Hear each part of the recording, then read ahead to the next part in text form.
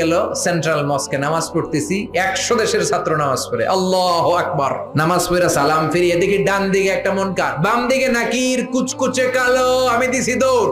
আমাকে যারা রিসিভ করেছে বলল, ভাই মিজান দৌড়াও কেন? আমি কই এরা কারা? কই এরাই তোমার বন্ধু।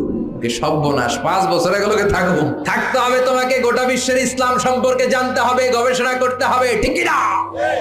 মিশতে শুরু করলাম কালোদের সাথে। কুসকুসে কালো, অনেক লম্বা, চুলগুলো এরকম বুটি বুটি হয়ে থাকে আর গুটি গুটি হয়ে থাকে। আজীবন খবরে দেখতাম, ওই যে নেলসন ম্যান্ডেলারে দেখতাম খবরে, এটিএন বাংলার খবরে দেখা যেত আফ্রিকা মানুষ। এবার সরাসরি দেখতেছি। এই ফাত্তা আমার পাশের রুমে থাকতো, তার পাশে থাকতো চাইনিজ, এরপরে পাকিস্তানি। তো এই ফাত্তা আমার রুমে ছিল ফ্রিজ, ওর রুমে ফ্রিজ নাই। ও পানি নেওয়ার জন্য, ঠান্ডা পানি নেওয়ার জন্য আমার রুমে আসতো। আমি ভয়ে ভয়ে ওর বোতল লয়ে এই দরজা আটকায় দিতাম। প্রথম দিকের কথা, ভয় পেতাম কি না কি হয়। পরে দেখি না, মাশাআল্লাহ, কলিজাটা আকাশের মতো উদার। অনেকে আছে ধবধবে সাদা কিন্তু অন্তরটা এরকম কুচকুচে কালো, আছে না নাই? ওরা মানুষ কালো কিন্তু